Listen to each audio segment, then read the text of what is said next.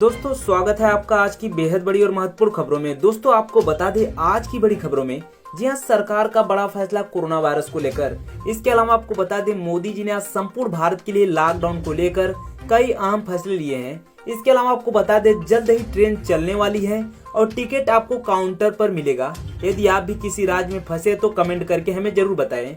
इसके अलावा आपको बता दें चक्रवाती तूफान अम्फान ने हमारे देश में बहुत नुकसान किया है।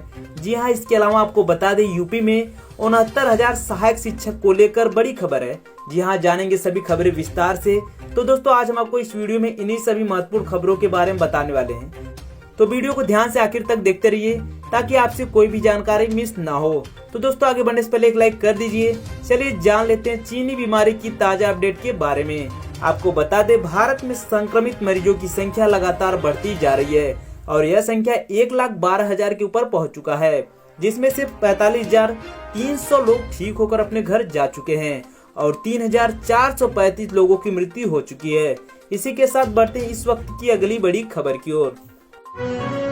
लॉकडाउन 4 में दिल्ली सरकार का बड़ा फैसला, 2 दिनों तक लगातार दफ्तर नहीं आने पर देना होगा जवाब। जी हां, कोरोना वायरस संकट के कारण देश में 25 मार्च से लॉकडाउन जारी है। वहीं 18 मई से लॉकडाउन पार्ट 4 का भी आगाज हो चुका है। इसके बावजूद देश में कोरोना संकट लगातार बढ़ता जा रहा है। वहीं लॉकडाउन 4 में दिल्ली के सभी दफ्तर पूरी क्षमता के साथ खोल दिए गए हैं। साथ ही नए नियम कायदे भी तय कर दिए गए हैं। सरकार ने कहा है कि अगर लगातार 2 दिनों तक कोई दफ्तर नहीं आता है तो उसे लिखित में स्पष्टीकरण देना होगा। कोविड-19 जांच में 1000 गुना हुई वृद्धि, अब तक 26 लाख से अधिक किए गए टेस्ट। जी हां, देश में वैश्विक महामारी कोरोना वायरस का कहर तेज हो चुका है। इस खतरनाक वायरस से संक्रमितों और मृतकों की संख्या में लगातार बढ़ोतरी हो रही है। इस बीच भारतीय आयुर्विज्ञान अनुसंधान परिषद यानी कि ICMR ने गुरुवार को कहा कि कोविड-19 से संक्रमित हर व्यक्ति की जाँच के लिए 20 से अधिक ऐसे नमूनों की जाँच की गयी जो संक्रमित नहीं पाए गए। उसने कहा कि पिछले 2 महीने में हर दिन जाँच की संख्या में 1000 गुना वृद्धि हुई है। कांग्रेस पर पीएम केयर्स फंड की गलत जानकारी देने का आरोप, सोनिया पर FIR। देश इस वक्त कोरोना वायरस के महासंकट से जूझ रहा है और इस बीच कांग्रेस भाजपा में सियासी घमासान भी जारी है। इसी घमासान के बीच कर्नाटक के शिमोगा जिले में कांग्रेस अध्यक्ष सोनिया गांधी के खिलाफ FIR दर्ज की गई है। FIR में आरोप लगाया गया है कि कांग्रेस पार्टी के द्वारा सोशल मीडिया पर गलत जानकारी फैलाई जा रही है। पीएम मोदी ने राजीव गांधी को पुण्यतिथि पर दी श्रद्धांजलि। जी हां, प्रधानमंत्री नरेंद्र मोदी ने पूर्व प्रधानमंत्री राजीव गांधी को उनकी पुण्यतिथि पर श्रद्धांजलि अर्पित की। गौरतलब है कि आज ही के दिन 21 मई 1991 को लोकसभा चुनाव से पूर्व तमिलनाडु के कांचीपुरम में हो रही देर रात एक चुनावी रैली के दौरान पूर्व प्रधानमंत्री राजीव गांधी की एक आत्मघाती हमले में हत्या कर दी गई थी। पूर्व प्रधानमंत्री इंदिरा गांधी की हत्या के बाद उन्होंने 40 वर्ष की आयु में प्रधानमंत्री पद की शपथ ग्रहण की थी।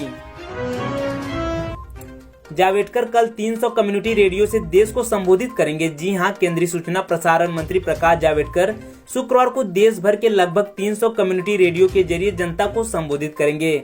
अपने संबोधन में सूचना प्रसारण मंत्री जनता में कोविड-19 के प्रति जन जागरण और जागरूकता फैलाने की कोशिश करेंगे। पहली बार हो रहे इस कार्यक्रम को सूचना प्रसारण मंत्री शुक्रवार शाम 7 बजे संबोधित करेंगे। सूचना प्रसारण मंत्रालय ने बताया है कि मंत्री का संबोधन हिंदी और अंग्रेजी दोनों ही भाषाओं में होगा। 14 से कम उम्र के बच्चों के लिए अनिवार्य नहीं होगा आरोग्य सेतु ऐप। जी हां, केंद्र सरकार ने 25 मई से घरेलू उड़ानों का परिचालन बहाल करने का फैसला किया है। देश में हवाई सेवा 2 महीने के बाद शुरू होगी। लॉकडाउन 4 में केंद्र की ओर से यह बड़ी राहत की खबर है। एयरपोर्ट अथॉरिटी ऑफ इंडिया ने घरेलू उड़ानें पुनः आरंभ करने के खातिर हवाई अड्डों के लिए मानक संचालन प्रक्रिया यानी कि SOP जारी की है ताकि कोरोना वायरस को फैलने से रोका जा सके। सभी यात्रियों को अनिवार्य रूप से SOP के अनुसार अपने फोन पर आरोग्य सेतु ऐप पर पंजीकृत होना अनिवार्य होगा।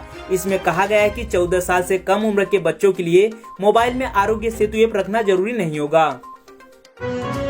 पीयूष गोयल का पश्चिम बंगाल सरकार पर निशाना, कहा प्रवासी मजदूरों को घर भेजने में कुछ राज्यों ने नहीं किया सहयोग। जी हां, रेल मंत्री पीयूष गोयल ने पश्चिम बंगाल सरकार और मुख्यमंत्री ममता बनर्जी पर श्रमिक स्पेशल ट्रेनों को लेकर निशाना साधा है।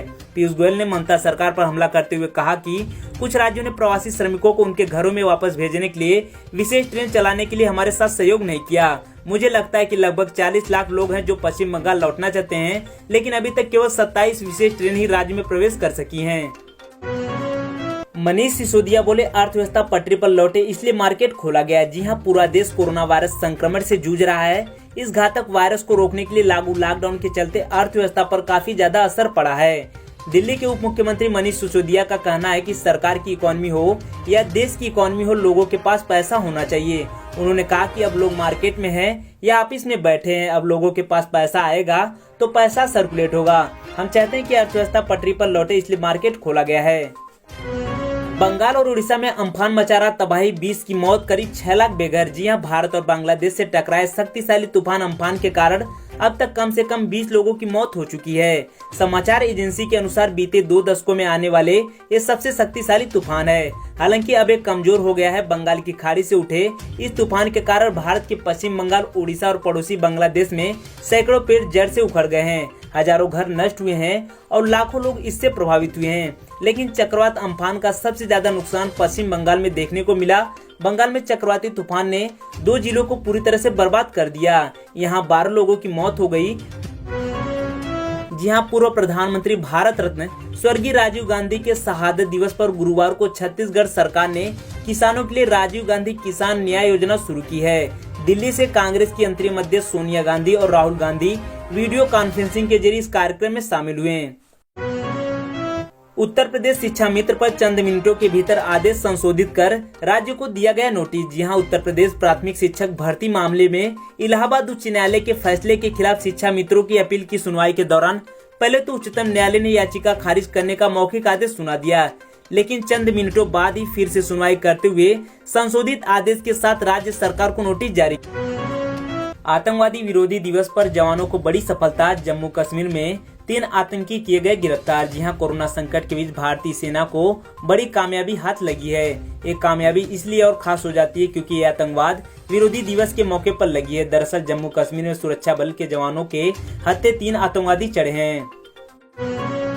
शराब की दुकानों के बाद शुरू हुई पान मसाले की बिक्री, दुकानें खुलते ही लगी लंबी लंबी लाइनें। जी हां, प्रधानमंत्री नरेंद्र मोदी ने लॉकडाउन के चौथे चरण की घोषणा के बाद केंद्र सरकार ने राज्यों को अधिकार दिया है कि वो अपने अनुसार तय करे कि उनके प्रदेश की स्थिति क्या होनी चाहिए, जिसके बाद हर राज्य अपने अपने यहाँ की कोरोना स्थिति को देखते हुए नियम तय करने में जुट गए हैं। इस बीच गुजरात में लॉकडाउन की नई गाइडलाइन का ऐलान के साथ ही आम लोगों को कई गतिविधियों में छूट प्रदान की गई है।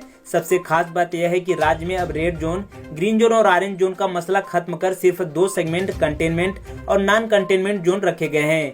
जहां कंटेनमेंट जोन में कोई छूट नहीं है, वहीं नॉन कंटेनमेंट जोन में लोगों को बाकी राज्यों की तरह ही अहम हिस्सों में छूट है। राज्यों में जिलों के बीच चलने वाली सरकारी बस सेवाओं के साथ लोगों के लिए तंबाकू की दुकानों को भी खोल दिया गया है। इसके चलते सूरत में तंबाकू की दुकानों के बाहर लोगों की लाइनें दिखी। यह लंबी लंबी लाइनें शराब की दुकानों को बिक्री के लिए मिली छूट को याद दिलाती हैं।